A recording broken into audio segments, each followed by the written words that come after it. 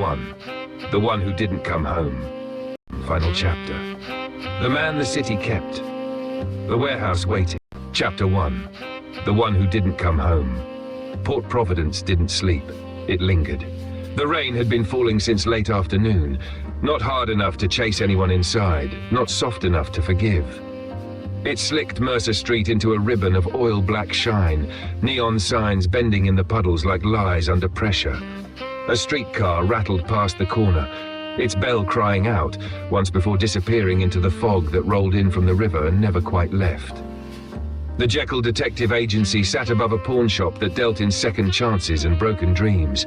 The sign on the door had lost half its paint years ago, and the staircase leading up to the office complained loudly under every step, as if it resented being reminded it still had work to do. Jake Jeckyl sat behind his desk, a man made of angles and shadows. His hat rested low on his brow, its brim cutting his face in half. Light above, darkness below.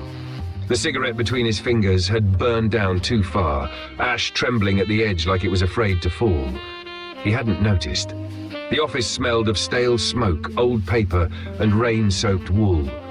Case files lay stacked neatly along the walls, their labels faded, names that had mattered once. A brass lamp cast a weak yellow glow across Jake's desk, illuminating the scratches in the wood left behind by men who'd gripped it too tightly while telling the truth or avoiding it. Across from him sat a woman who looked like she'd aged a decade in 2 nights.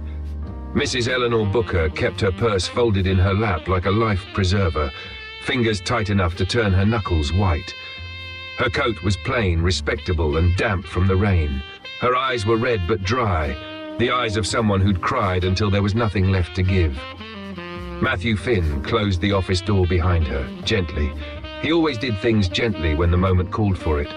Tall, clean-shaven, dressed in a black suit that had seen better mornings, Matthew carried himself like a man who knew the law inside and out, and all the ways it could fail you. "My daughter didn't come home," Mrs. Booker said. Her voice didn't shake. That scared Jake more than if it had. Jake let the silence stretch. He'd learned long ago that silence was a better tool than any badge or gun. People filled it with the things they were afraid to say. She's never done that before. Mrs. Booker continued, the words pressing against her teeth like they hurt to release. "Evelyn, she's a good girl, responsible. She works late sometimes, but she always comes home. Always." Jake finally looked up. His eyes were pale, sharp, and tired in a way sleep couldn't fix. "When did you last see her, ma'am?" 2 nights ago, Wednesday." She swallowed. "She said she had to stay late. Some paperwork for the shipping office. She works near the docks." Matthew leaned against the file cabinet, hands folded loosely. "Did she mention meeting anyone?" Mrs. Booker hesitated just long enough to matter. "She said she might grab a coffee afterward," she admitted. "Didn't say with who." Jake stubbed out his cigarette, immediately lit another. "Has she missed work before?" "No." "Ever talked about leaving town? Any trouble? A man bothering her? Money problems?" Mrs. Booker shook her head. "She keeps to herself. She reads. She writes letters to her cousin in Macon. She doesn't get into trouble." Jake nodded slowly. He'd heard that line before. Good girls went missing too, sometimes especially them. "Anyone else missing lately?" Jake asked. Mrs. Booker's mouth tightened. "Girls disappear in this city all the time. Folks talk about it for a day or two. Then they stop, like saying their names out loud might invite something bad." That sat heavy in the room. Jake leaned forward slightly. "I'm going to need a photograph." Her hands trembled for the first time as she reached into her purse and withdrew a folded picture. She hesitated before letting it go, like handing it over might make everything too real. Jake took it. Evelyn Booker smiled back at him from the black and white print. She had kind eyes and neatly pinned curls, the sort of smile that trusted the world more than it deserved. The background showed a city street, unremarkable at first glance. Jake's eyes lingered. Something about the photograph bothered him, though he couldn't yet say why. Matthew cleared his throat. "Our fee is $25 up front. That covers the first leg of the search." Mrs. Booker didn't blink. She reached into her purse and laid the money on the desk with deliberate care. "If you find her," she said softly, "please bring her home." Jake nodded once. "We'll do what we can." After she left, the rain seemed louder. Matthew picked up the photograph and studied it. You thinking what I'm thinking? Jake stared at the door long after Mrs. Booker had gone. She didn't walk away. Matthew nodded. No. Jake finally looked back at the photograph. Somebody noticed her, he said. And in this city, that's usually enough. In the reflection of the office window, Jake caught his own gaze. Harder now, darker. Jack stirred behind his eyes, smiling faintly. The hunt had begun. Chapter 2, Coffee Never Stays Hot. The diner on Larkspur Avenue had learned how to survive by staying open and keeping quiet. Its neon sign buzzed and flickered in the rain, one letter always threatening to give up the ghost. Inside, the booths were cracked vinyl, the counter scarred with years of elbows and cigarettes ground out in frustration. The air smelled like burnt coffee, fried onions, and old smoke, the kind of smell that soaked into your clothes and followed you home whether you wanted it to or not. Whitley Rochelle moved behind the counter like she belonged to the place. She poured coffee, refilled sugar jars, and smiled just enough to keep men from asking for more. Her blonde hair was pinned up neatly, but a few strands had escaped and clung to her cheek from the humidity. She looked tired in the honest way, like someone who worked nights because the world didn't leave her much choice. Matthew Finn sat at the counter with his hat resting beside him, coat still on. His suit was pressed but worn, the black fabric carrying the faint scent of rain and tobacco. He cradled his coffee with both hands, not drinking it yet, just warming them. Rough night? Whitley asked, sliding him a plate with toast he hadn't ordered. They're all rough lately, he said, his voice low and easy. Some just admit it quicker. She smiled at that, small and private. Jeckyl sat in a booth near the window, back to the wall, eyes scanning the room out of habit more than suspicion. He watched the reflections in the glass instead of the street outside, rain turning headlights into streaks, faces bending and breaking in the window like they couldn't decide who they wanted to be. Jack liked mirrors. Whitley glanced toward Jake. He always looked like that. Matthew followed her eyes. Like he's listening to a conversation nobody else can hear? Yeah, that's him on a good day. She nodded slowly, understanding more than she said. Matthew finally took a sip of his coffee. It was bad. It always was. He drank it anyway.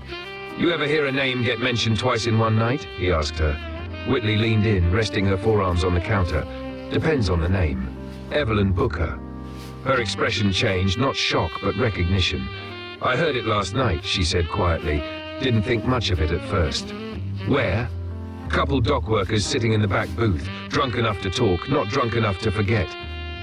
She hesitated. They said they saw a girl fighting down near Wharfside, near Pier 9, black car, no plates. Matthew's fingers tightened around the cup. Jake's head lifted slightly in the booth. When? Matthew asked. Night before last. Same night Evelyn disappeared. Whitley glanced at Jake again, then back to Matthew. Wharfside ain't like the rest of the city. Folks don't wander down there by accident. Matthew nodded. Neither do the ones who come back. A delivery truck rumbled past outside, spraying rain against the window. Jake stood, slipping his coat on in one smooth motion. We're going down there, he said. Whitley swallowed. You be careful. That part of town doesn't forgive curiosity. Matthew slid some bills onto the counter. Neither do we. She caught his wrist before he pulled away. Her touch was light but firm. Matty, she said, voice low, if this goes bad. He smiled at her then. Not the charming one, the honest one. Then I'll come back and apologize for worrying you. She shook her head. You better. Jake waited by the door, hat already on, shadow swallowing half his face. As they stepped outside, the rain met them like an accusation. Jack stirred behind Jake's eyes, pleased. Wharfside was awake. Chapter 3, What the City Notices. The Jeckyl Detective Agency looked different in the morning. Not better, just more honest. Daylight crept through the grime-streaked windows and settled on everything the night usually hid. Dust on the file cabinets, water rings on the desk, names typed and forgotten. The city outside sounded tired. Streetcars rattling, vendors arguing, a radio playing swing music that felt a decade out of place. Jake stood by the window, hands in his coat pockets, staring down at Mercer Street. He hadn't slept. That was nothing new. Sleep and Jake had been on bad terms since the war. Jack had slept just fine. Matthew sat at his desk, jacket off, sleeves rolled up. He was already working, Notes, names, dock schedules, copied from city ledgers he wasn't supposed to have access to. The law bent easier than people like to admit if you knew where to lean. Kane lay near the door, head on his paws, eyes half-lidded but alert. He lifted his head whenever footsteps passed outside. A knock came at the door. Matthew looked up. Expecting anyone? Jake didn't turn. Only trouble. The door opened before Matthew could answer. Whitley Rochelle stepped inside carrying a paper bag and 2 coffee cups. She looked out of place in the office, too clean, too human. Her dress was simple, her coat damp from the morning mist. "I figured you'd forget to eat," she said. Matthew smiled. "You figured right." She set the bag on his desk and glanced around the room, taking it in with quick, observant eyes. "So this is where you catch bad men," she said. Jake spoke without turning. "We mostly just find them." Whitley studied Jake's reflection in the glass. "You always watch the street like that?" Jake finally faced her. "Street talks back." She didn't argue. Matthew opened the bag, sandwiches wrapped in wax paper, still warm. "Whitley," he said gently, "you didn't have to." "I wanted to," she replied, "and I heard more last night." That got Jake's attention. He crossed the room slowly, presence filling the space like weather. "What'd you hear?" She hesitated, then met his eyes. "Men don't talk around women they think are harmless, but they talk because of us. They forget we listen." Matthew leaned back, nodding. Whitley continued, "There's a pattern. Girls go missing near the docks, but not the same spots. Always after paperwork jobs. There's the office girls, the kind that get keys." Jake's jaw tightened. "Keys to what?" he asked. She shrugged. "Shipping manifests, storage schedules, places nobody looks at twice." Matthew exhaled. "That's not random." Whitley shook her head. "And there's something else. One of the men said the girl fought, said whoever took her wasn't sloppy, knew how to move her quiet." Jake pulled the photograph from his coat pocket and laid it on the desk. "Look close." Whitley leaned in, her eyes narrowed. "There," she said, pointing. "Behind her." Jake nodded. "Someone watching." Matthew studied Whitley. "You sure you're all right being this close to it?" She straightened. "Someone ought to care enough to be." Silence settled. Jake folded the photograph carefully. "Wharfside," he said. "Pier 9. Whitley swallowed. "That place eats people." Jake's eyes darkened. "Only if you let it." She reached out and touched Matthew's sleeve. "You be careful." Matthew covered her hand. "We will." As she turned to leave, she paused at the door. "One more thing," she said. "If you find her, don't let the city take credit. It doesn't deserve it." The door closed softly behind her. Jake stared at it for a long moment. Then Jack whispered, pleased and cruel, "She sees too much." Jake grabbed his coat. "Let's go," he said, and Wharfside waited. Chapter 4. Wharfside doesn't blink. Wharfside announced itself before you ever reached it. The air changed first, thicker, heavier, like it had been sitting too long. Salt and diesel mixed with rot, the river breathing out its secrets in damp gusts that clung to skin and clothes. Fog rolled in low and patient, swallowing distance and sound alike, turning street lamps into pale, dying stars. Jake drove with one hand on the wheel, knuckles white. The city slid past the windshield in smeared reflections. He hadn't said a word since they left the office. Matthew noticed. "You good?" Matthew asked finally, careful with it. Jake didn't answer right away. His jaw tightened, eyes fixed on the road ahead. Jack stirred. "This place remembers us," Jack whispered, warm and intimate. "You ever notice that?" Jake's fingers twitched against the wheel. "I'm fine," he said at last, but the words sounded thin. They parked near the edge of Wharfside, where the pavement gave up and the docks took over, boards warped from decades of water and weight. Somewhere far off, a foghorn moaned, low and mournful, like a warning no one listened to anymore. Kane jumped down first, hackles raised. The dog didn't growl. That worried Matthew more than if he had. They walked. Each step echoed wrong. Too loud, too exposed. Warehouses loomed on either side, massive and indifferent. Names painted on their walls had peeled into illegibility, like the past trying to erase itself. Nets hung from hooks like discarded skins. The river slapped against pylons in slow, rhythmic beats. Jake stopped near Pier 9. Jack leaned forward in his skull. "Here," Jack said. "This is where it happened." Jake crouched, fingers brushing the boards. Deep gouges marred the wood, scrape marks, frantic and uneven. "She fought," Matthew murmured. Jake nodded. His stomach twisted. A sound drifted through the fog. Footsteps, slow, deliberate. Jake rose, body already shifting, posture changing. Matthew saw it, the way Jake's shoulders squared, the way his eyes hardened. Jack was closer now. Figures emerged from the fog like bad ideas given shape. Men in work coats and caps, faces half hidden, weapons cheap but real, dock muscle, paid courage. One stepped forward, confidence stretched thin over fear. "You boys lost?" the man asked. Matthew smiled without warmth. "Just looking for a girl." The man laughed. "A lot of girls down here." Jake stepped forward before Matthew could stop him. Jack spoke through Jake's mouth, voice low and eager. "Not the one you took." The fight came fast, too fast. A pipe swung. Jake caught the man's wrist and drove his elbow into the side of his head, felt bone give. Another rushed Matthew. Brass knuckles flashed, a wet sound followed.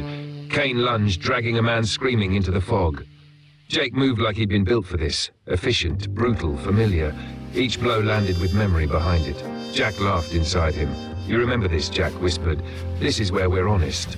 Jake slammed a man into a piling, felt teeth shatter. "This is who we are." "No," Jake muttered aloud, breath ragged. Matthew glanced at him mid-fight. "Jake!" Too late. Jake turned on the last man standing, eyes wild. The man dropped his weapon, hands up. "Wait, wait!" he gasped. "I'll talk!"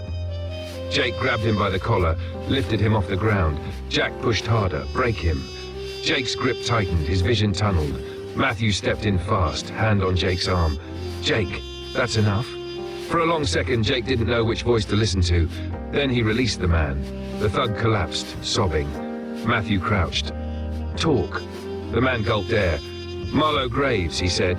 "Shipping magnate. He don't get his hands dirty. Warehouse 47, big blue door." Jake stepped back, chest heaving. Jack sulked. He deserved worse. Matthew watched Jake closely. "You with me?" Jake wiped blood from his knuckles, stared at it like it belonged to someone else. "Yeah," he said. "I'm here."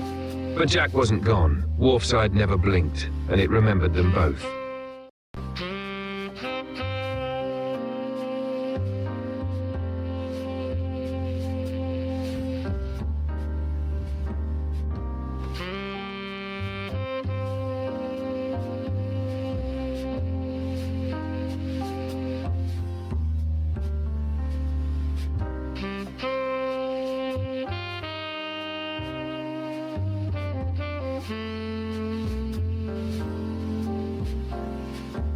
Now, Chapter 5. The Blue Door Leaves Bruises. Warehouse 47 sat at the end of the pier like it had been sentenced there. The building was squat and wide, corrugated steel eaten through with rust, its windows blacked out or boarded over.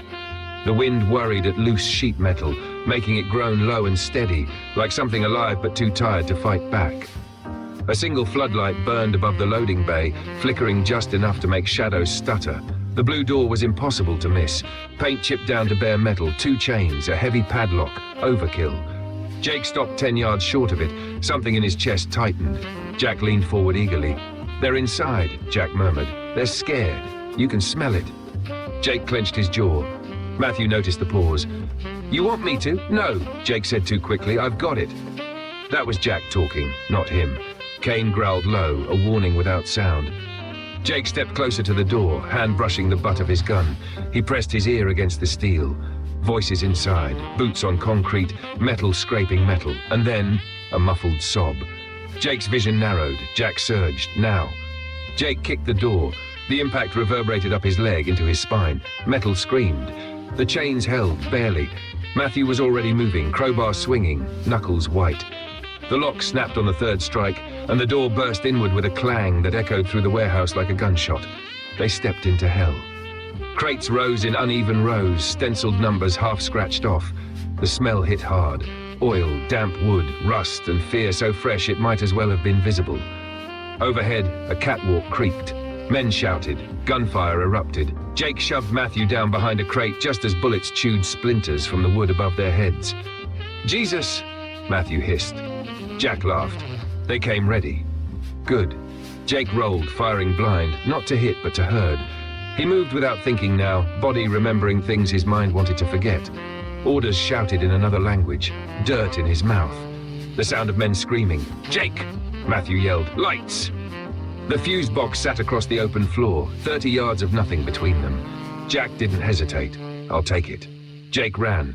The world shrank to noise and motion. Bullets snapped past him, one tearing through his sleeve but heat flaring along his arm. He didn't slow. He hit the fuse box hard, slamming the knife from his boot into the main breaker. Sparks exploded.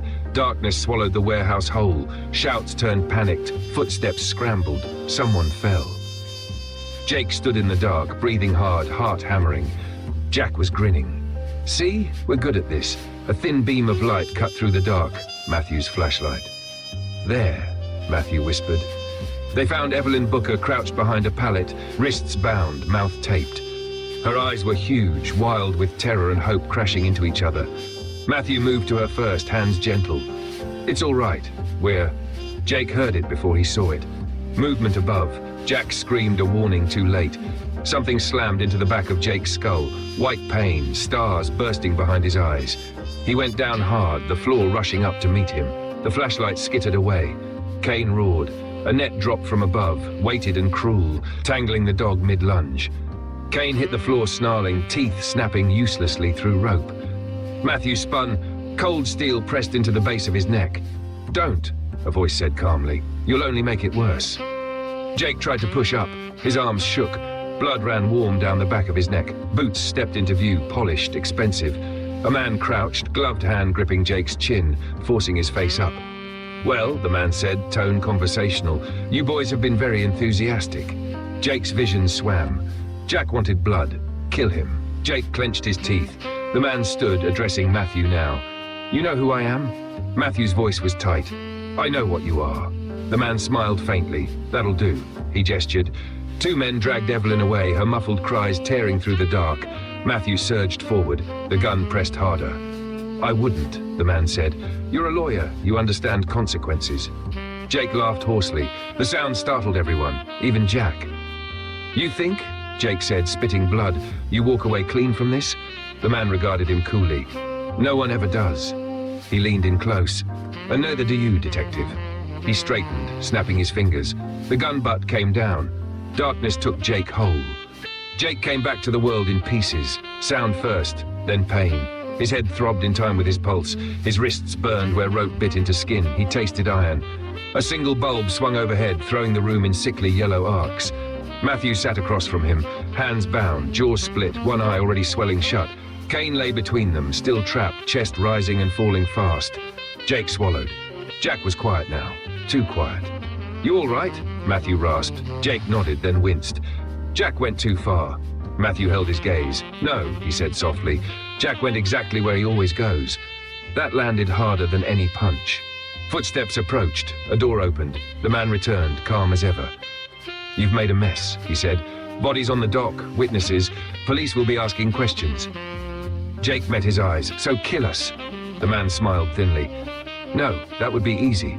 He leaned closer. "I'm letting you live so you can remember what happens when you lose control." He turned and walked out, the door slamming shut behind him. The light swung. Silence pressed in. Matthew exhaled slowly. "We don't walk away from this clean." Jake stared at his bloodied hands. Jack whispered, faint and defensive, "They deserved it."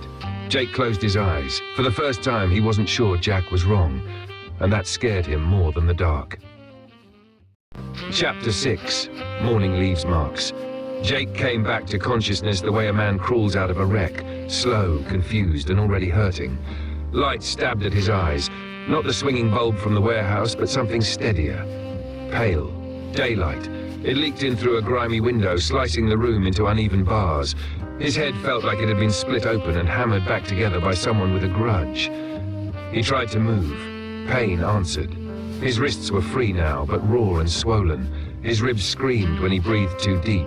The back of his skull throbbed with a steady, unforgiving pulse. "Easy," a voice said.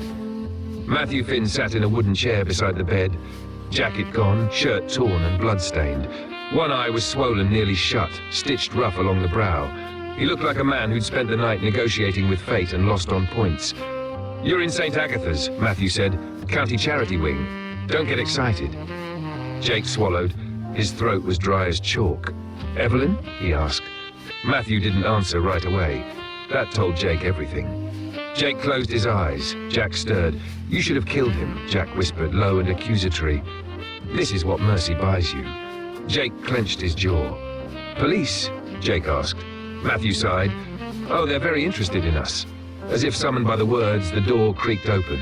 2 uniforms stepped in, followed by a man in a rumpled suit that had seen better precincts. Captain Harold Rourke, Port Providence PD. A career cop with tired eyes and a reputation for knowing when not to ask questions until he had to. Rourke looked Jake over slowly. "You boys got a habit of waking up in hospitals," he said. Jake didn't smile. "Occupational hazard." Rourke snorted. "Funny thing about last night, dock workers found 3 men unconscious, one with a cracked skull, another missing teeth. Warehouse 47 was dark. No girl, no suspects." He leaned closer. "But plenty of witnesses put you 2 down there." Matthew spoke smoothly, despite the split lip. "My client invokes his right to remain silent." Rourke raised an eyebrow. "You're the client too, Finn." Matthew smiled faintly. "Then I'm doing an excellent job." Rourke straightened. "You want to play it that way, fine, but internal affairs is sniffing around, excessive force, assault, destruction of property." His eyes bored into Jake. "You left a trail, Jeckyl, one that leads straight back to you." Jack bristled. "Let him threaten us." Jake stared at the ceiling. "Are we under arrest?" Rourke hesitated just a beat. "No," he said finally, "not yet." That was worse. When they were gone, the room felt smaller. Matthew rubbed his temples. "I'm gonna have to make some calls. Graves has friends, deep ones." Jake finally looked at him. "You shouldn't have to clean up my mess." Matthew met his gaze unflinching. "I knew who I partnered with." Jake laughed softly. It turned into a cough. Jack whispered, defensive now. "You saved her." "Almost." Jake snapped under his breath. "You didn't." Matthew stiffened. "You talking to me or to him?" Jake didn't answer. Later, much later, Whitley came. She stood in the doorway at first, pale, eyes rimmed red. She crossed the room slowly, like she was afraid he might disappear if she moved too fast. "Matty," she whispered. Matthew reached for her hand. She squeezed it tight, then looked at Jake. "What did you do?" she asked him. Not accusing, just hurt. Jake didn't lie. "What I always do."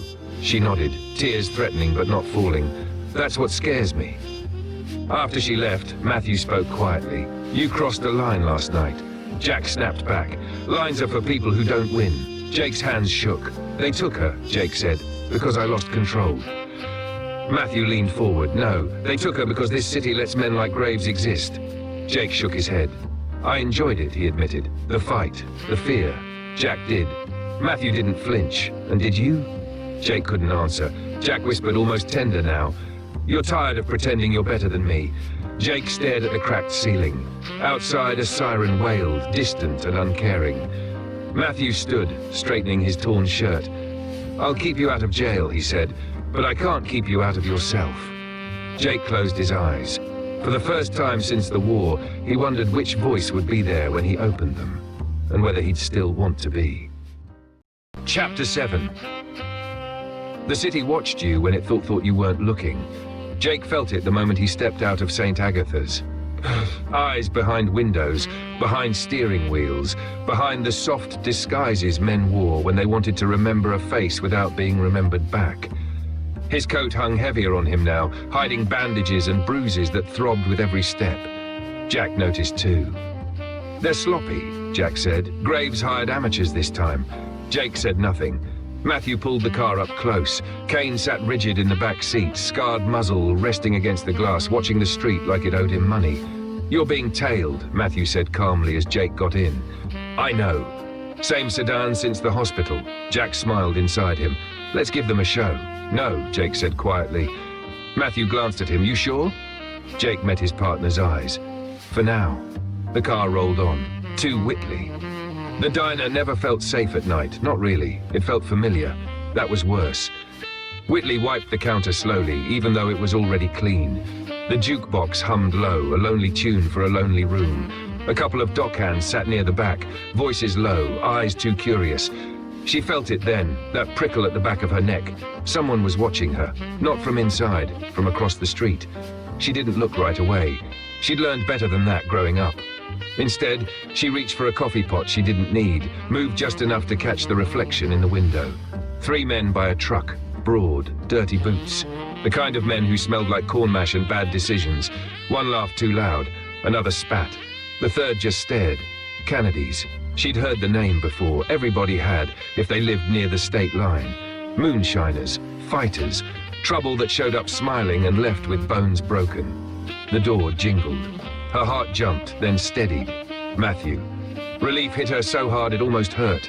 He slid into a booth, hat low, eyes sharp. "You all right?" She nodded, then shook her head.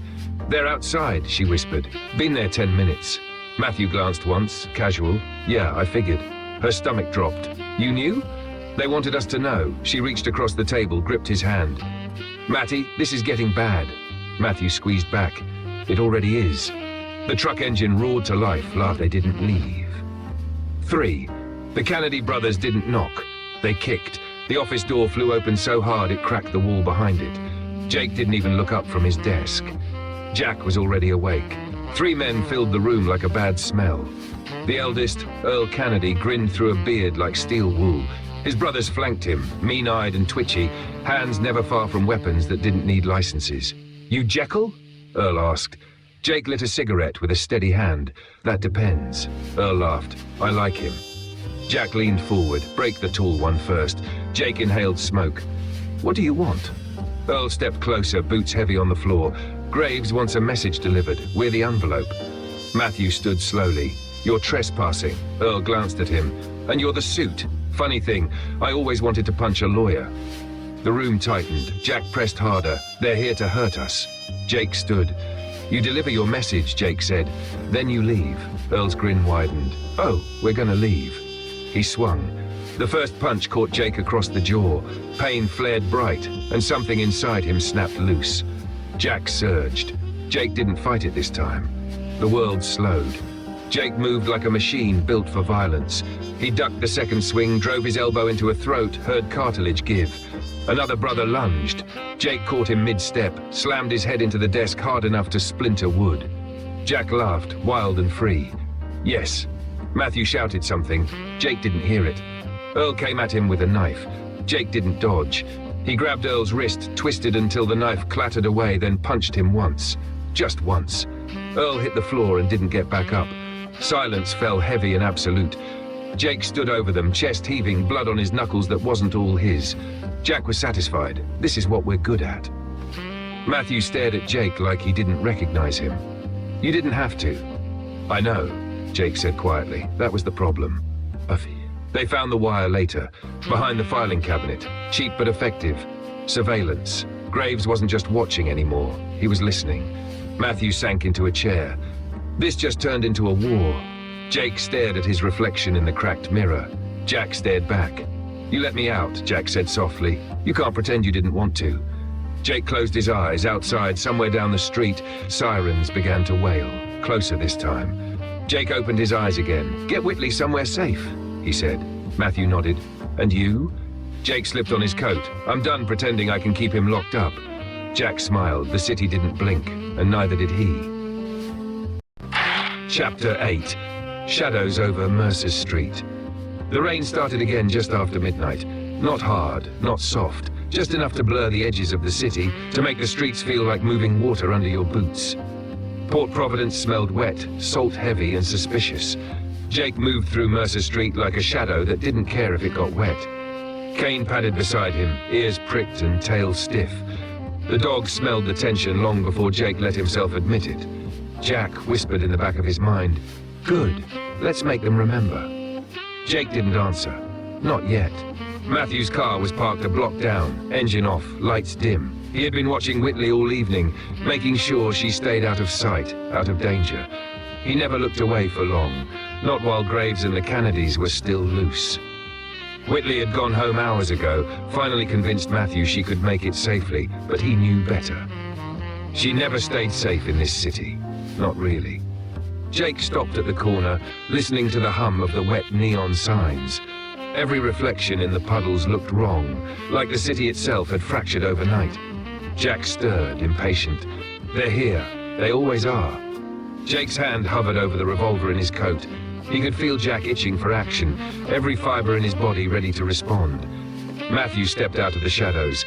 "She's fine, for now," he said, voice low, "but Graves isn't waiting, and neither are the Kennedys." Jake nodded, slow and deliberate. "They're not stupid," he said, "and they don't forgive." Matthew's jaw tightened. "Then we make them remember we're worse."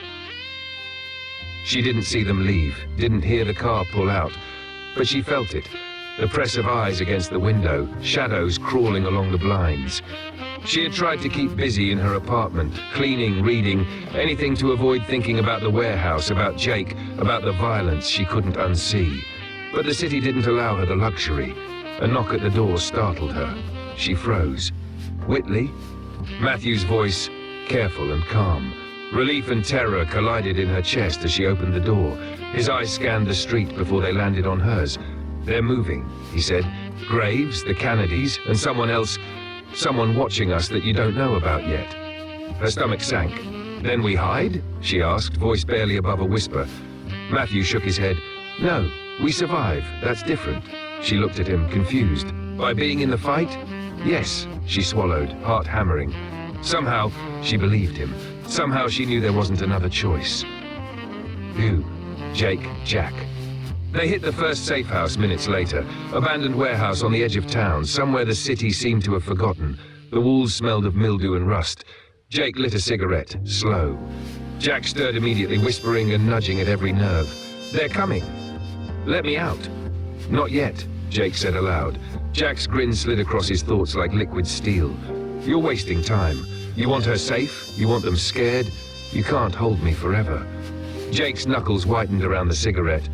Matthew dropped a bag of supplies and weapons nearby, hands steady despite the blood still drying on his cuffs and shirt. "We can't wait here long," he said. "They'll track us." Jake nodded. Jack chuckled softly inside him. "Good. Let's make them wish they never saw her." Jake inhaled the smoke, exhaling deliberately. "I think it's time we stop pretending," he said. Matthew understood immediately, not because Jake said it, but because Jack's grin was unmistakable. "Yes!" The Kennedys moved down by the docks. The Kennedy brothers waited in the fog, rumbling engines, moonshine bottles tucked in pockets and belts. The trio had a plan, though chaos was their instinct. Earl Kennedy cracked his knuckles, the sound echoing across wet asphalt. "You boys ready?" he muttered. "We teach 'em something tonight." The youngest brother grinned, almost feral. Breaking bones first, asking questions later. The middle brother spat into the puddle, always. They didn't notice the shadows in the alley, watching, listening. Whispers moving with the fog. Graves's men had eyes everywhere, and tonight, none of it would matter. Because something else was awake now. Jake and Jack. Ivory decision point. Inside the safe house, Jake and Matthew checked weapons, packed supplies, and went over rotes. Kane padded along silently, ears twitching. Jake's eyes darkened. He stared at the city map spread on the table. Red pins, blue pins, dots that barely made sense to anyone else. Jack pushed at his mind. "We go now. We hit first, or we wait and lose her again." Jake clenched his jaw. "You're right," he said softly. "We hit now." Jack laughed inside him, finally. Matthew looked at him sharply. "Jake, don't." Jake ignored him. He had made his choice. Jack was unleashed, and Port Providence would notice. Chapter 9, Blood on the Pilings. The docks didn't welcome them. They swallowed them. Fog hung low, thick and clinging, with the smell of brine and rust permeating the air. Jake, Matthew and Kane moved along the pier silently, the wet wood groaning underfoot. Every shadow felt alive, every creak in the boards a threat. Jack whispered, hungry and impatient. "They're waiting. Let's make them remember." Jake tightened his jaw. The voice wasn't a whisper this time. It was a presence, urging, commanding, and he couldn't fight it. He knew deep down that he wouldn't. Matthew followed a few steps behind, revolver in hand, brass knuckles tucked in his jacket just in case. "I don't like this," Matthew muttered. "They'll have backup." Jake didn't answer. Jack did. "Then we make sure they regret showing up. Either Kennedys strike first." The fog parted for a moment to reveal the Kennedy brothers leaning against crates with moonshine bottles in hand, grins wide and teeth sharp. Earl Kennedy flicked his cigarette into the water. "Looks like our friends finally showed up," he growled. "Time for a little fun." The middle brother tightened the strap on his sawed-off shotgun. "Fun? I like fun." The youngest just laughed, a harsh, high-pitched sound that didn't belong in a city this grim. The brothers leapt into motion, smashing crates and firing bottles, sending shrapnel and alcohol into the air. The chaos lit up the fog like fireworks, shouts echoing and splinters flying. Kane barked and lunged into the melee, teeth snapping. He caught the youngest Kennedy by the shoulder, dragging him back as the boy screamed. Matthew fired a warning shot, scattering the rest. "They're everywhere," he shouted. Jack stirred inside Jake, his grin spreading wide. "Yes, yes, perfect chaos." 2. Graves appears. From the shadows emerged Graves himself. His coat was dark and tailored, shoes clicking softly against the wet planks. His eyes were sharp, calculating. Nothing about him looked hurried or unprepared. "You boys have made quite a mess," Graves said, voice smooth, precise, like glass cutting through fog. "But I admire initiative." Jake stepped forward, hands still trembling from adrenaline, Jack pressing and pushing, commanding muscle and reflexes. "Let me take him," Jack whispered. "We end this now." Matthew grabbed Jake's arm. "You don't want this, Jake." Jake didn't hear him. Jack was in control now. "Watch and learn," Jack said, pushing Jake's body forward, moving with deadly precision. 3. Jack unleashed. The first blow came swift. Graves' bodyguard lunged, but Jake, guided by Jack, twisted and hit him in the throat with the edge of his fist, cartilage cracking. The second guard swung a pipe. Jake caught it mid-swing, breaking it over his knee. Matthew fired into the air, scattering men, but Jake moved faster. Jack was pure instinct, pure violence, and it felt like he owned every nerve and sinew.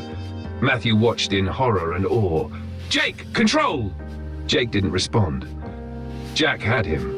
Another body went down, one of Graves's lieutenants screaming as Jake slammed him into a crate. Splinters and blood rose together like smoke. Jack whispered in delight. "This is how it should feel." Jake felt it, the rush, the clarity, the way the world seemed to slow. And yet, at the same time, a thread of unease ran deep. Every strike left a mark not only on Graves' men, but on him. IV Whitley targeted from across the pier. Whitley watched from behind barrels, hidden in the shadows. She had insisted on following them, helping in whatever small way she could, but she hadn't expected the scale of violence that greeted them. A shadow moved suddenly behind her, a man with a blade, silent and patient. Matthew noticed just in time. He dove forward, taking the man's arm, but the blade nicked Whitley's shoulder, drawing blood. She gasped, stepping back, eyes wide. "Whitley!" Matthew shouted, dragging her out of the line of sight. She gripped him tightly, shaking. "I thought I could help," she whispered. "You helped by staying alive," Matthew said, voice low but sharp. "That's your fight now." Her heart pounded and she realized she wasn't safe. Not tonight, not while Graves and the Kennedys were involved. Harvey Kennedys escalate chaos. The Kennedy brothers moved like living wrecking balls. Earl swung a chain, smashing crates into Jake's peripheral vision. The middle brother fired a shotgun into a nearby piling, sending wood splinters into the fog. The youngest danced, laughing, lighting barrels of leftover moonshine on fire. Jack's eyes lit up inside Jake. Finally, Jack said, "Real chaos." Jake's body obeyed him without hesitation, weaving, striking, ducking. Graves's men fell back, surprised at the ferocity. Every strike was calculated, every movement designed to break them before they could react. Matthew tried to coordinate, trying to get Jake to slow down. "Jake, you'll kill them all or yourself." Jack's voice was louder now. "Yes," Jake's own whispered thought, "I don't care." Vi, Graves is calm amid chaos. Amid the fire, splintered crates and shouting, Graves remained composed. He didn't move forward, he didn't panic. Instead, he watched, calculating the outcome of each second, measuring their strength, gauging the monster inside Jake. "You've been interesting," Graves said finally, stepping closer, "but chaos has its price." Jack grinned inside Jake. "I'm already paying." Matthew glanced at Jake, concern etched deep. "You can't keep letting him run the show." Jake's hands shook, not from fear, but from the thrill and the moral weight. Jack whispered in his ear, "You're alive because I'm here. You're alive because I let it happen. Want me gone?" Jake's answer was silent, violent and certain. "Not yet." 7 Aftermath on the docks. By the time the fog began to lift, the pier was a war zone. Smoke from moonshine fires coiled through the beams. Splintered wood littered the ground. Several of Graves' men were unconscious or crawling. The Kennedy brothers had disappeared into the fog with laughs echoing behind them, leaving chaos as a calling card. Whitley held Matthew's arm, watching the destruction, trembling. "You can't keep doing this," she whispered. Jake's reflection in the water was fractured, bloodied, exhausted, eyes sharp, and somewhere behind them, Jack smirking. "Neither can I," he admitted softly. "But tonight I had to." Jack purred inside him. "And you loved it." Matthew pressed a hand to his shoulder, voice low but firm. "This city will hunt us next. Graves won't forget, and neither will the law." Jake nodded. His blood ran hot, his heart still hammering, Jack whispering behind every breath. The docks were quiet again, but the storm inside them hadn't passed, and Port Providence, as always, was watching. Chapter 10, Lines Drawn in Fog. The fog had returned by morning, crawling along Mercer Street like a living thing. Jake stood on the fire escape outside the safe house, rain plastering his coat to his shoulders. The city smelled of wet asphalt, diesel, and distant smoke. Every building seemed to lean closer, listening. Every shadow promised another threat. Jack whispered, impatient and gleeful, "The city remembers. Let's remind them why." Jake closed his eyes. He wanted to suppress him. He tried every second, but Jack didn't obey rules. Not anymore. "You can't hold me, Jake. You know it." Jake's jaw clenched. "I'll try." Below, Matthew was at the car, checking his revolver and glancing nervously down the street. Kane sat beside him, ears twitching. He too smelled the tension, the pending storm. Matthew didn't look up when Jake climbed down. He didn't have to. "We can't stay," Matthew said, voice low, tight. "Graves will have men watching every route. Internal Affairs isn't going to forget last night. If we move too slow, we're already dead." Jake nodded. Jack stirred behind his eyes, laughing softly. "Already dead?" "Not yet." "I Whitley's view." Whitley stood at her window, watching. Rain streaked the glass. She didn't see them leave, didn't hear the low purr of engines in the alley. But she felt the shift, the pull of danger, as though the city itself had leaned toward her apartment. The knock came soft, almost polite. She froze. "Whitley," Matthew's voice came from the hallway. He entered, coat wet, hat low. "We're moving." Her pulse quickened. "Again? We don't have a choice," he said. "Graves has eyes everywhere now. Kennedys won't leave the docks alone. You stay alive. That's your part." Her heart sank. She wanted to argue, to go with them. But she knew better. And yet, she felt useless. 2. Graves strikes back. By noon, Graves's shadow had begun to creep over the city. A small warehouse in the industrial district exploded in smoke, the boards blackened, crates scattered. Graves's men were everywhere, using shadows, alleys, and even the Kennedys' chaotic attacks as cover. He didn't appear in person yet, but his reach was immediate, precise. Matthew cursed under his breath. "They're organized. Every move we make, they're watching. Graves isn't just fighting us, he's punishing the city for letting us exist." Jake's hands tightened into fists. Jack pressed against his ribs. "Good. Let them feel fear. I'm not going to stop you," Jake whispered aloud, voice rough. Matthew shook his head. "You don't get to say that. Not here. Not like this." Jack laughed softly inside Jake's skull. Finally, someone gets it. 3. Kennedy's chaos reigns. The Kennedy brothers roamed the back alleys of Port Providence like predators. Their moonshine bottles swung in their pockets. Their boots echoed like drums. Every encounter was violent, unpredictable. Earl Kennedy lit a crate on fire to flush out Graves's men from a supply shed. The middle brother smashed a vehicle's window to retrieve weapons. The youngest simply laughed, enjoying the carnage. Matthew cursed repeatedly. "They're impossible to control." Jake only grinned. Jack's grin. Exactly. Evil Jake versus Jack, the inner fight.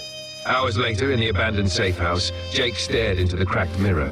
Blood from his last fight had dried along his jaw. His knuckles ached, ribs still bruised. Jack stirred. Time to go back out. Time to remind them who's really in charge. Jake's reflection split. 2 men, 1 body, 1 mind. "You don't need him," he told himself. "You can walk away." Jack hissed in return. "I am him. You don't walk away." Jake's hands shook. Every instinct screamed that this was right. Every moral fiber screamed otherwise. He ran a hand over his face. "I can't, not yet," he admitted aloud. Jack purred with satisfaction. "Good, then let's finish this." V. Whitley in direct danger. A courier delivered a note to Whitley that night. Black ink scrawled threatening, "Step out of line and your friends bleed. Graves sees everything." She felt the weight of it immediately. Her stomach churned. She couldn't tell if it was fear, anger, or dread. She clutched the note in both hands, staring at the words as if willing them to disappear.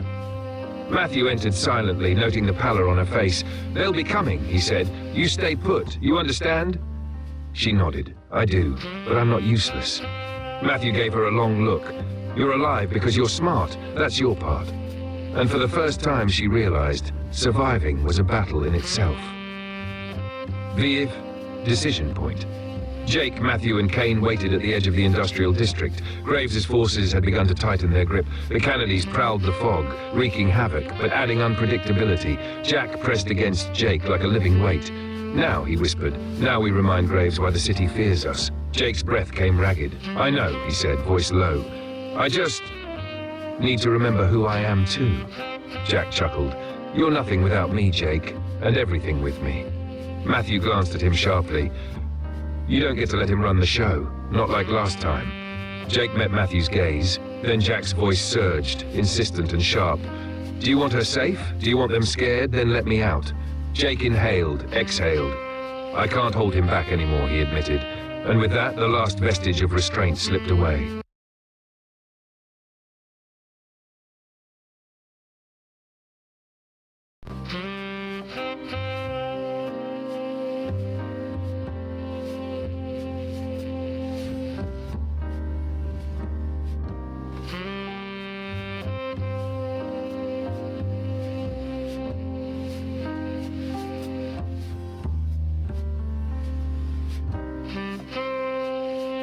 Jack Chapter 11, Noir Rising.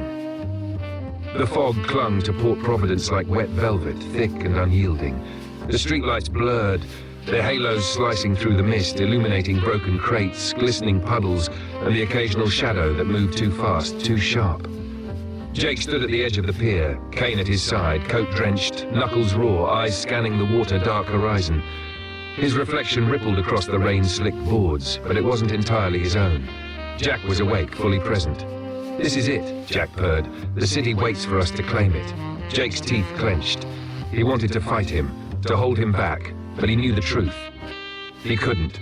We are him now, Jack whispered. Let's remind Graves why we exist. Matthew crouched behind a crate, revolver drawn, brass knuckles tucked inside his jacket. His jaw was tight. The wounds on his face still stung, but he'd learned to ignore pain in the service of survival. We need a plan, Matthew hissed. Jake didn't answer. Jack did. Plans are for the timid. Graves emerges. The fog shifted. A figure appeared at the pier's far end, emerging from the mist like a shark cutting through black water. Graves himself, tall, imposing, perfectly dressed, shoes glinting faintly in the dim light. Two bodyguards flanked him. You've made quite a mess, Graves said, voice calm, sharp. But chaos has a price. Tonight, you'll pay yours. Jack surged forward inside Jake. Finally, he hissed, face to face. Let's make him regret this. Jake moved before Matthew could protest, striking the first bodyguard with a blow precise and devastating. Bones cracked. The man went down screaming. Matthew fired a warning shot. Sparks of chaos erupted as Graves' men scattered into the fog. Jack laughed inside Jake's skull. Yes, perfect.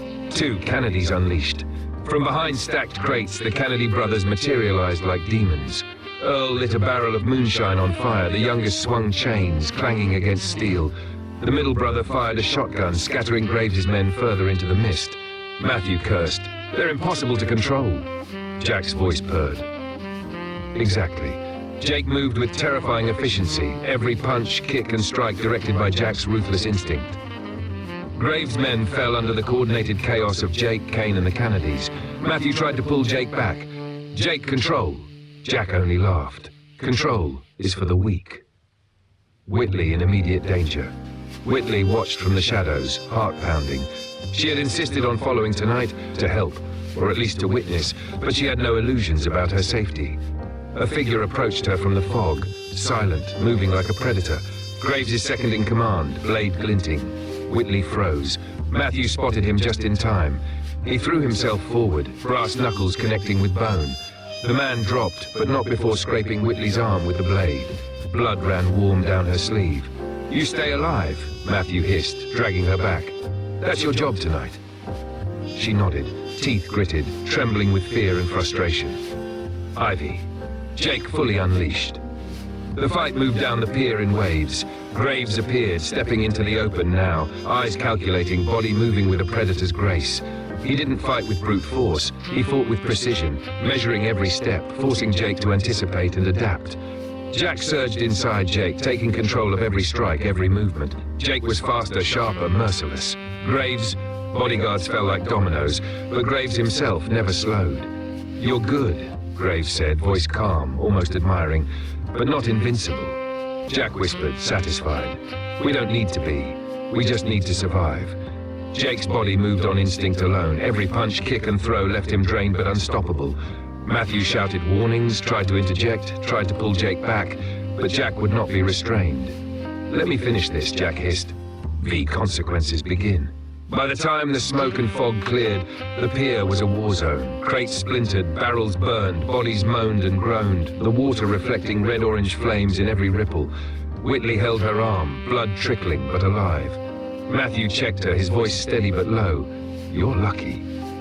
Jake knelt, chest heaving, blood on his knuckles, Jack laughing softly inside him. You can't keep doing this, Matthew said, voice tight. They'll come back. Graves isn't done. Jack whispered, good. Let them come. Jake knew he was right. Graves would retaliate. The Kennedys would continue their chaos. Whitley would never be entirely safe. And Jack? Jack had tasted the blood, smelled the fear, and would not go quietly. We're not done, Jack said. Jake nodded almost reluctantly, almost proudly. No, we're not. The fog swirled again, thicker now, and the city waited, watching, listening. Port Providence had learned the Jeckyl name, and it would remember it. Chapter 12. Vendettas and Vigilance. The morning after the docks, Port Providence was a city in murmurs. Smoke still curled from splintered wood, the scent of burned moonshine hanging low in the alleys. The fog had retreated, but its residue lingered, thick and heavy, pressing against the city like a warning. Jake stood on the roof of the safe house, watching. Every shadow in the alley felt alive. Every reflection on the wet asphalt seemed to whisper his name. Jack was awake, pulsing behind his eyes, stretching like a coiled predator. They're coming, Jack hissed. And you'll let them know who's in charge. Jake's jaw clenched. I know. Matthew emerged from the stairwell, face bruised but expression composed. Kane padded along beside him. We can't stay here, Matthew said. Voice low but precise. Graves is mobilizing, and the cops, Internal Affairs, has a file thicker than your skull. Jack grinned inside Jake. Finally, a challenge. Jake inhaled slowly, feeling the weight of both men pressing inside him. The disciplined lawyer's caution and the unrestrained killer's hunger. Let me handle this, Jack whispered. Whitley steps forward. Whitley had insisted on joining them again, despite Matthew's warnings. She carried a small satchel of supplies, knives hidden along the hem of her coat. Her arm had healed only partially, still bruised from the night at the pier. I can't just sit and wait, she said, voice firm. If Graves is coming, I need to help. I need to.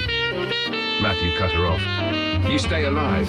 That's your fight. You've survived this long because you're smart. Don't let pride get you killed. She shook her head, eyes fierce. Being smart isn't enough. I can't just hide while he destroys everything. Jake watched her, feeling Jack stir with approval. Finally, someone understands. Matthew exhaled slowly.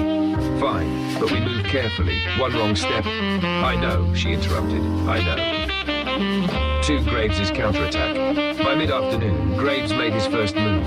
Not with men, not with brute force, but with information. Every safe house they had used was compromised. Whispers in alleys, shadows at every window, messages slipped under doors. We see you. You can't hide. Graves' personal vendetta was clear. He wasn't merely reclaiming control of the docks or punishing the Jeckyl agency. He wanted to make them fear themselves. Make Jack strain Jake until the line between man and monster blurred completely. Jake's hands shook as he read the latest note. Jack purred inside him. They're afraid already. Matthew's lips pressed into a thin line. You can't do this alone. You need me, Jake, and you need to hold him back. Or Jack cut off his thoughts. Or what? You know we don't stop. Jake's chest tightened. Every muscle wanted to obey Jack. Every rational thought screamed to resist. 3. Police pressure and Internal Affairs. Internal Affairs arrived before nightfall. 2 cars, lights low, engines idling. Officers stepped out, notebooks in hand, eyes sharp. They had questions, files, and the law behind them. You're the Jeckyls, one officer said, flipping through photographs of splintered docks, bruised men, and splattered moonshine barrels. What happened here? Matthew's hand hovered over his revolver, knuckles white. We have nothing to say, he replied smoothly. Nothing. Jake stood silent. Jack, however, leaned against him like a weight. Lie, or fight, or both. Matthew gave him a look. You can't let him run this. Not now. Jake's jaw tightened. Jack hissed. Why not? We've always been ready. The officers left eventually, frustrated but unconvinced. The Jeckyls were walking a thin line between legality and survival. IV, Kennedy's strike again. As night fell, the Kennedy brothers reappeared. Earl lit a crate on fire as a signal. The middle brother smashed the windows of Graves' supply office. The youngest ran along the rooftops, laughing like a wild thing untethered. Matthew cursed under his breath. They're out of control. Jack's grin spread inside Jake. Exactly. Chaos is good, fear is better. Jake felt the familiar thrill. Every strike, every fall, every violent action, Jack's presence made him faster, sharper, unstoppable. But Matthew's warning echoed control or collapse. The Jeckyl agency prepares inside the safe house. The Jeckyls gathered. Jake, Matthew, Whitley, and Kane. Maps, weapons, and notes littered the table. We can't stay reactive, Matthew said. We need to hit first, or Graves will corner us completely. Whitley tightened her grip on a small knife. I'm ready, she said. I'll follow you anywhere. Jack stirred, triumphant. Finally, someone understands what it means to fight. Jake closed his eyes, swallowing hard. I can't hold him back much longer, not if Graves comes tonight, not if Whitley is in danger. Matthew looked at him, worry etched deep. Don't let him take you, Jake. Not fully. You'll lose more than control. Jake's lips pressed tight. Jack whispered in his ear, you're already lost, and you love it. The fog pressed in around the building. Outside, Port Providence held its breath. The night promised fire, blood, and reckoning. That's chapter 13, Reckoning on the Pier. The rain fell harder now, drumming a relentless rhythm on the corrugated metal roofs of Port Providence. The fog was nearly a living thing, crawling along the docks, weaving around crates and pilings, twisting shadows into jagged shapes. Every sound was amplified, water slapping against wood, distant horns, the hiss of fire from splintered barrels. Jake stood at the pier's edge, coat soaked through, revolver in hand. Jack was awake, fully present, coiled like a spring behind his eyes. Finally, Jack purred. The hunt ends tonight. Matthew crouched behind a stack of crates, brass knuckles in hand, eyes scanning the pier. Kane growled low, hackles raised. Whitley stood beside him, knives ready, face pale but determined. You all know the rules now, Matthew said. Stay alive, hit hard, and pray Graves underestimates us. Jack laughed inside Jake. Pray? No, we make them beg. Graves emerges from the fog. Graves stepped forward, flanked by 5 bodyguards, his coat dripping and immaculate. He moved with the calm confidence of a man who believed the city belonged to him. His eyes scanned the Jeckyls, calculating, precise. You've been busy, Graves said, voice smooth and cutting through the rain. But chaos is a ladder, and tonight you'll find the rungs missing. Jack pressed forward inside Jake. Let's show him what happens when you climb wrong. Jake's hands gripped the revolver tighter, fingers trembling, not from fear, but from anticipation. Every muscle ached, every nerve fired in time with Jack's pulse. 2 Kennedys unleashed chaos. Earl Kennedy lit a barrel on fire near Graves' right flank. Smoke swirled, blinding some of the men. The middle brother swung a chain, cracking it against a railing and sending sparks flying. The youngest darted along the pier's edge, knocking over crates and firing a pistol, laughing like a man possessed. Matthew cursed. They're gonna get themselves killed. Jack whispered inside Jake. Perfect. They break the flow. They make space for me. Jake didn't argue. He moved. Jack dominates Jake. The first bodyguard lunged. Jake felt Jack surge forward, taking over reflex and muscle. Bones cracked, elbows slammed, knees lifted. Jack moved with precision and brutality that Jake couldn't restrain. Yes, Jack purred. This is how it feels to be alive. Another guard swung a pipe. Jake caught it, twisted it, and slammed the man against a piling. Pain seared his arms, ribs, knuckles, but Jack whispered, feeding him strength. Every strike counts. Matthew shouted warnings, tried to pull Jake, but Jack had full control. Jake's own voice was drowned in exhilaration and fury. I am him. I am the fight. Ah, oui, vie, Whitley acts. From behind a crate, Whitley saw an opening. One of Graves' men had broken from cover, moving to flank Matthew. Without hesitation, she lunged, knife slicing across the man's wrist. He howled, clutching the wound. Matthew glanced at her, eyes wide. Careful. Whitley didn't answer. Adrenaline surged. She moved again, tripping a bodyguard with a rope, sending him crashing into a crate. Jack purred inside Jake. Finally, she understands the rhythm. Jake's hands tightened on the revolver. For once, he felt in harmony with her, even as Jack used him as a conduit for violence. V. Graves versus Jake. Graves stepped forward now, drawing a knife, eyes cold and calculating. He moved with lethal grace, forcing Jake to anticipate, react and strike. Jack surged, dominating Jake's body completely. He's fast, Jack whispered, but we're faster.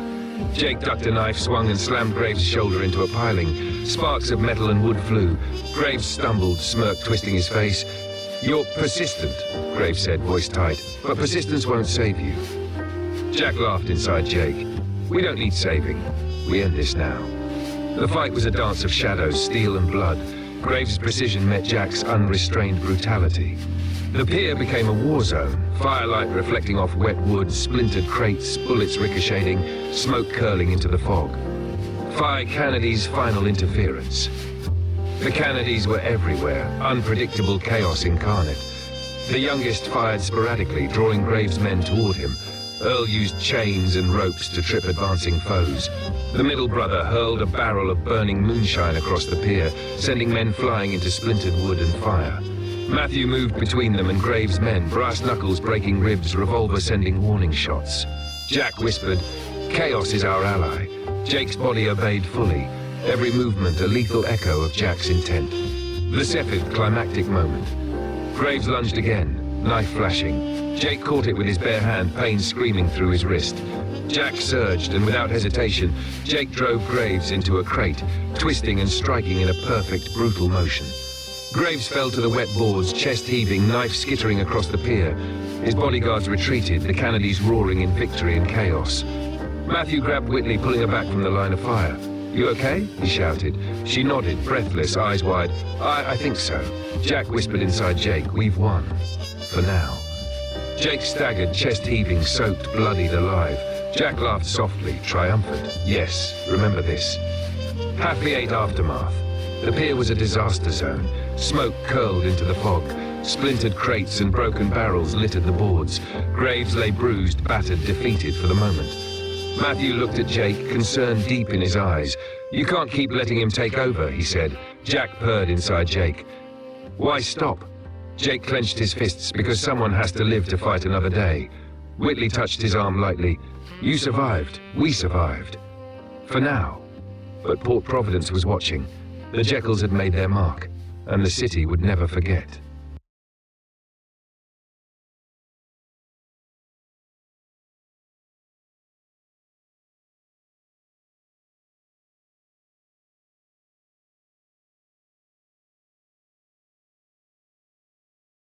Here is chapter 14.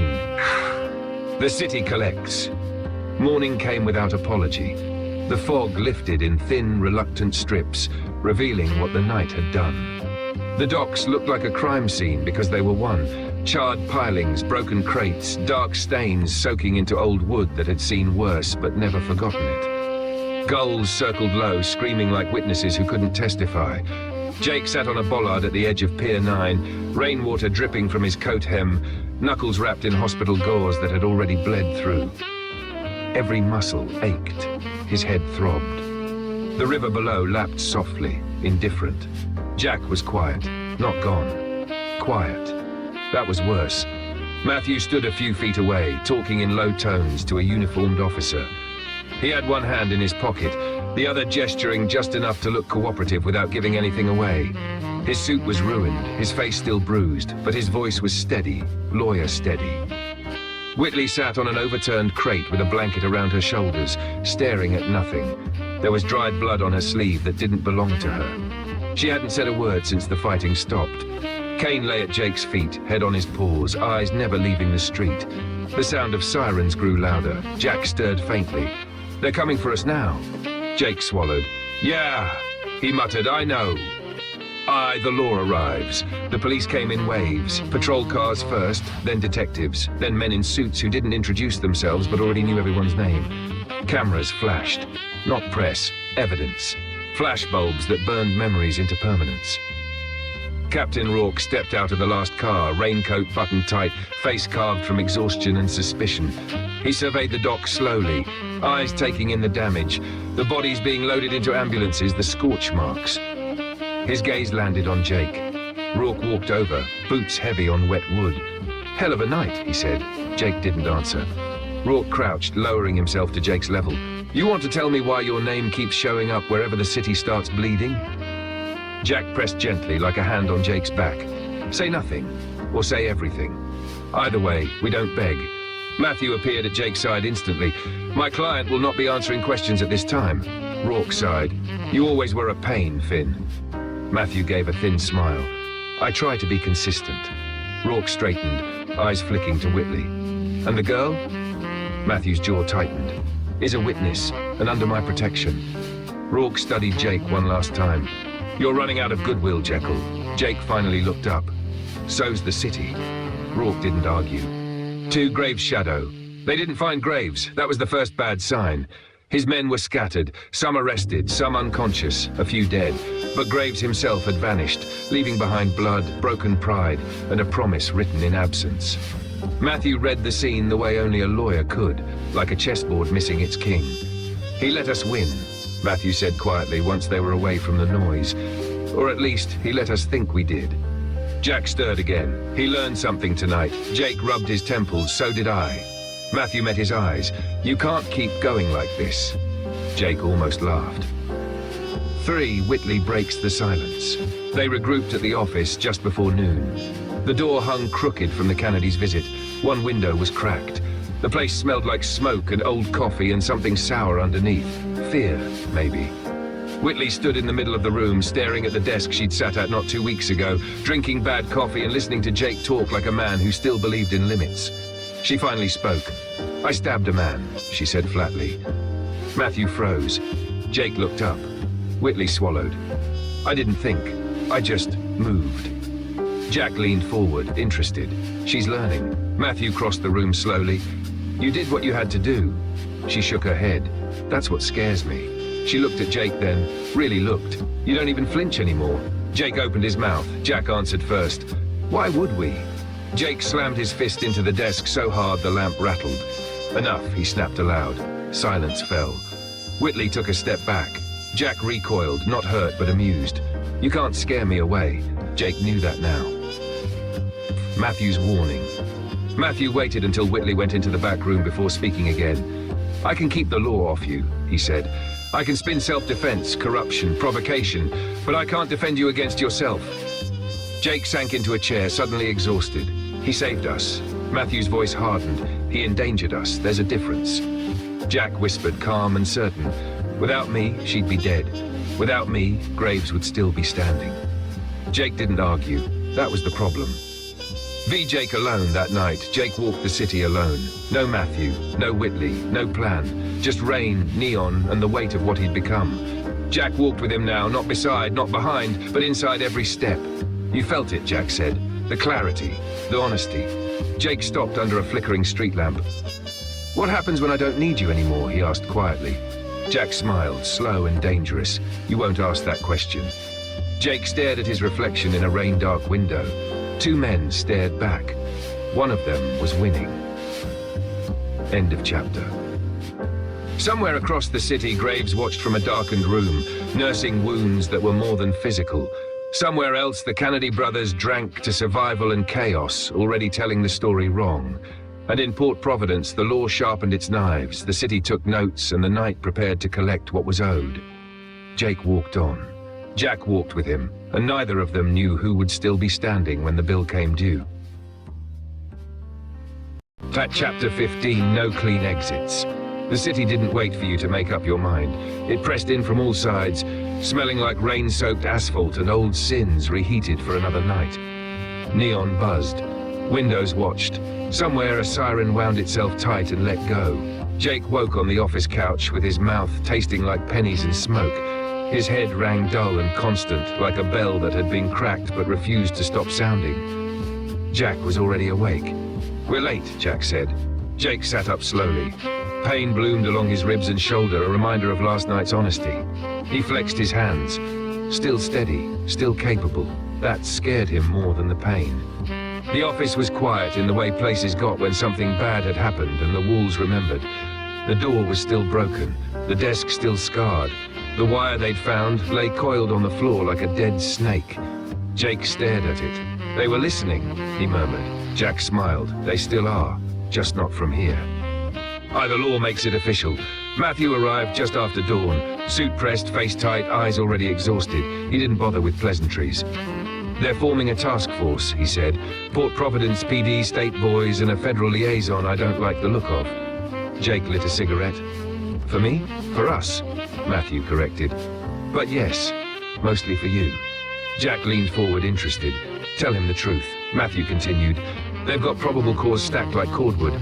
Unregistered firearm discharge, assault, conspiracy, and that's before they start digging into your military file. Jake exhaled smoke.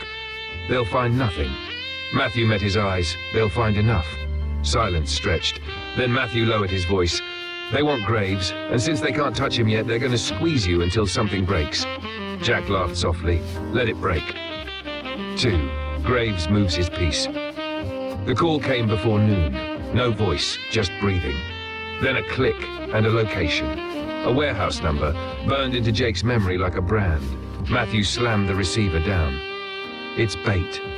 Jack was already halfway there. He's scared, Jack said. That means we hurt him. Jake stood. Matthew stepped in front of him. If you go alone, you won't come back. Jake's eyes were dark now, unreadable. If I don't go, he'll come for Whitley. Jack didn't deny it. Matthew closed his eyes briefly. Then we do this right. Legal right. Jack scoffed. There is no legal right. The 3, Whitley crosses the line. Whitley didn't wait to be told. She packed a bag with shaking hands, heart pounding too loud in her ears. The diner was closed, boarded up for repairs that fooled no one. She could feel the city's eyes on her now, could feel how easily a woman disappeared if the wrong man decided she should. She remembered the knife in her hand, how easy it had been, how quiet the fear became when she acted. She took Matthew's revolver from the lockbox. Then she left a note. I won't be a reason you hesitate. When Matthew found it, his face went white. Jake felt Jack smile. She understands the rules now. No, Jake said out loud, voice rough.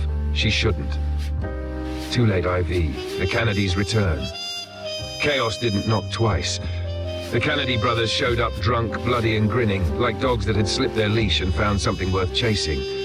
Earl leaned against the office doorframe. Word is the city's hunting you. Matthew stared at them. This is not your fight. Earl spat. Never is. The youngest brother laughed, wild-eyed. Graves burned our stills, shot our cousin, figured we'd return the favor. Jack leaned back, satisfied. I told you chaos would come when called. Jake looked at them hard. If you come with us, you don't leave clean. Earl grinned wider. Never do. Matthew swore under his breath. Jake tries to kill Jack. Night fell heavy and fast. Jake stood alone in the office bathroom, staring at himself under flickering light.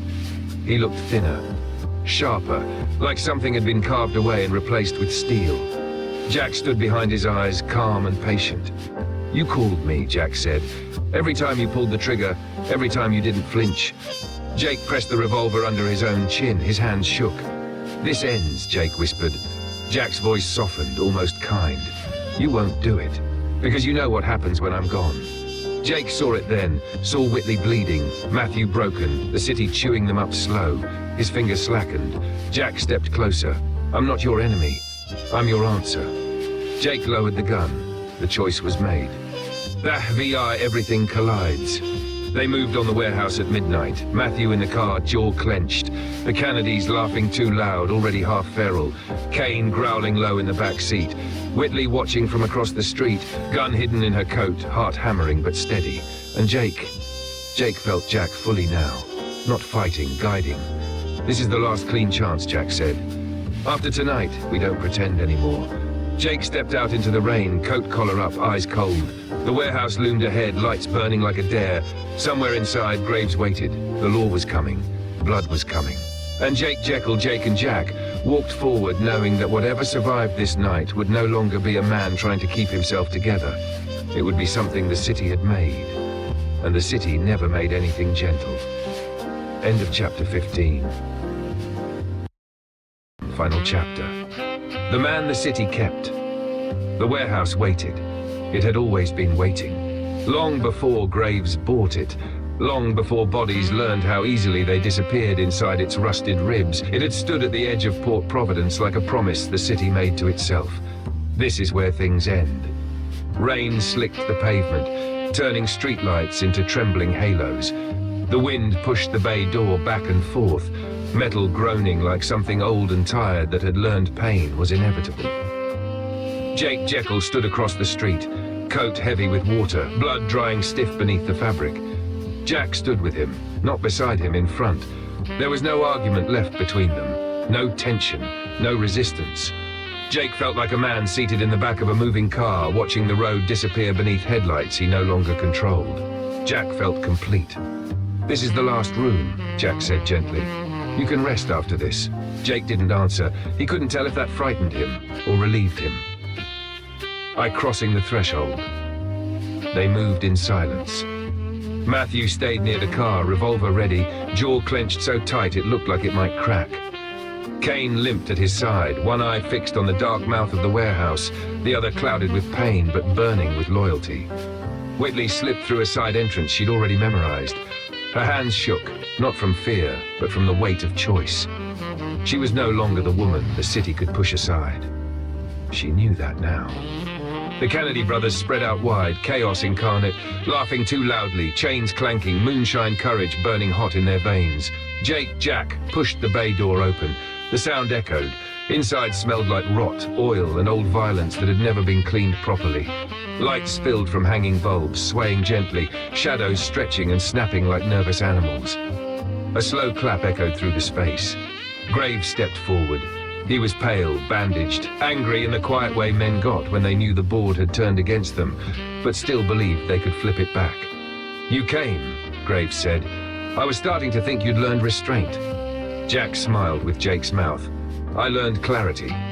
Graves studied him longer this time. "You're not the man I hired," Graves said. Jack nodded.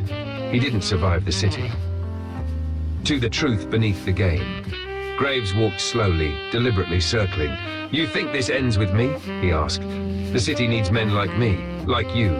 It just lies to itself about which side you're on."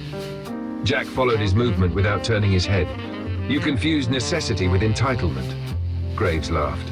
"Same thing, in the end." A sharp crack split the air, not from the front, from above. Matthew spun as the shot shattered a crate inches from his head. Kane lunged forward, taking the bullet meant for his chest, collapsing with a howl that tore something loose in the air. "Kane!" Matthew shouted. The Kennedys roared in answer, chaos detonating as chains swung and gunfire erupted. And then the truth stepped into the light. Detective Rourke, no badge, no coat, just a gun and tired eyes. "I told you," Graves said calmly. "The city already chose." Matthew stared. "You sold us out." Rourke didn't deny it. "I got tired of pretending the law mattered more than survival." Jack tilted his head. Men always say that right before they die. 3, the fracture ends. Graves moved fast. The shot hit Jake square in the side. Pain exploded, white, total, and then vanished. Jake felt himself slip backward, weightless, like a man falling asleep too fast to dream. Jack caught the body, claimed it. "Enough," Jack said, not to Graves, but to the city itself. Jack moved with terrible precision. No wasted motion, no hesitation. The warehouse became geometry, angles, distances, trajectories. Graves' men fell hard and fast, bones breaking, weapons clattering uselessly to the concrete. Graves backed away now, breathing hard. "What are you?" he demanded. Jack stopped 10 feet away. "I'm the part you made necessary." Jack closed the distance. Graves swung. Jack disarmed him. Graves begged, not with words, but with the slack terror of a man whose calculations had failed. Jack ended it without ceremony. Graves fell. Still. Final. I-4, Whitley's line. Rourke raised his weapon again. Whitley didn't think. She fired. Rourke fell from the catwalk like a dropped coat, hitting the concrete with a sound that told everyone he wouldn't be standing again. The noise faded. Whitley stood shaking, gun smoking in her hands. Matthew stared at her. She met his eyes. "I'm not asking permission anymore." Matthew nodded once. What walks away. Sirens wailed in the distance, real this time, too many, too close. The Kennedys vanished into the night, wounded, laughing, leaving fire and blood behind like signatures. Matthew knelt beside Kane, pressing cloth to the wound, whispering promises he meant. Jack stood alone in the center of the warehouse. He looked down at his hands, at the blood, at the body that had carried him here. Jake was still there, quiet, small. Jack knelt, not in apology, not in regret, but in acknowledgement. "You kept us alive long enough," Jack said. "I'll take it from here. Jake did not answer, but he didn't resist. Jack stood, adjusted his coat, and walked out into the rain. The epilogue. The city keeps its own unit. They never found Graves' body. Officially, the Jeckyl Detective Agency closed its doors within the week. Matthew Finn stayed on as a lawyer, harder, colder, but alive. Whitley Rochelle never went back to the diner. The city learned not to underestimate her. And somewhere in Port Providence, a man named Jeckyl walked its streets at night. Not a detective, not a criminal, something else. Something the city understood instinctively. Because cities don't love heroes. They keep what works, and Jeckyl worked. Thank you for listening to our story. If you liked it, please leave a comment and let us know. We may return to this world with another story, either bringing these characters back together or exploring each one in a solo tale of their own.